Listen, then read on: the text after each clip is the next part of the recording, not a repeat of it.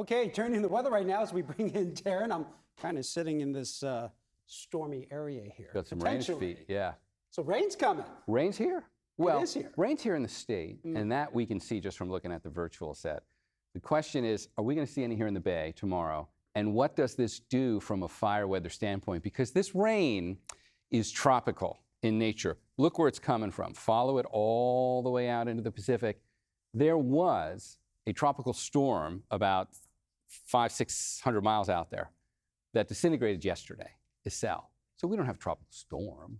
But what we do have are the leftovers that have gotten pulled off of that thing. It's just messy ingredients that don't have the energy to do much, but they are able to produce a little bit of lightning as this comes on shore. So the one thing I'll do is I'm going to replace the radar. I just want you to see where the red flag warning is. This is tomorrow.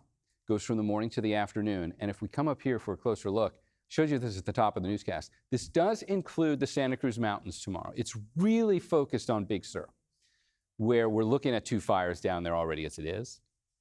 There's a new fire, by the way, the Plaskett fire, which is south of the Timber fire. Both of them are in Big Sur. The Plaskett fire is fairly small at this point.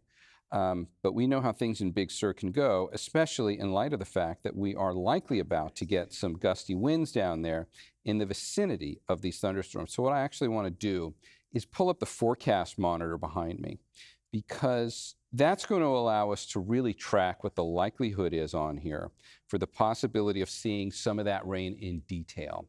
So we'll leave behind the view where we're looking at live radar, and instead I want us to be able to look at tomorrow in detail. We looked at this at the top of the newscast, but I think this is probably the most important part of the whole forecast, because while the likelihood is small, there is at least a non-zero chance here, call it like a 10 to 20% chance tomorrow morning for not only an isolated shower, but for it to come in the form of an occasional thunderstorm. You can see the areas again here. It'd be down around the Santa Cruz Mountains.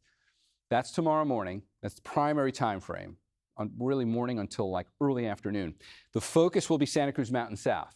Now, that's a mild fire weather concern, enough so that the National Weather Service included the Santa Cruz Mountains in that red flag warning for tomorrow. Not just for the occasional strike of lightning, but also because you could get gusty winds near any of these cells as they come through. And then you get your 40 to 50 mile an hour gust if you happen to get any lightning with it.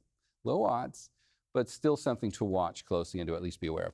In addition to that, there is still the chance you might see some light rain, whatever part of the Bay you're in, tomorrow morning. Wouldn't amount to much. There's a chance you could see a few isolated drops that'll come through. I'll get out of the way here. Go ahead and take a look at the forecast. And we can take that full screen if you guys would like. Just taking Max 1, our weather computer, and we can see what the daytime highs are going to look like tomorrow. A lot of low to mid 80s if you're inland. We'll be in the upper 60s in San Francisco. And you can see the 7-day forecast on here. Keeps the numbers pretty much right in line. We are not budging. We're going to do a nice little cool down for ourselves starting tomorrow. We aren't going to budge from today. It's warm inland today. It's warm and humid. So it's going to be about 10 degrees cooler if you are inland tomorrow. And then we're just going to stay there. I mean, we might moderate up and down a bit from there, but we're pretty much staying like low to mid 80s from there going throughout the entire period. And it's going to be a pretty nice forecast from there, Ryan, from a temperature standpoint. So we got to get through tomorrow morning.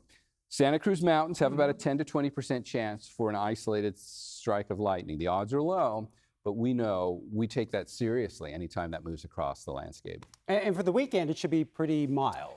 Yes, this chance of rain will move out for the weekend. There could be other chances next week. That's a story for another forecast, another day. We might be doing this for a while because the tropics have gotten active, and we might be in the way of leftovers here for the next couple of weeks.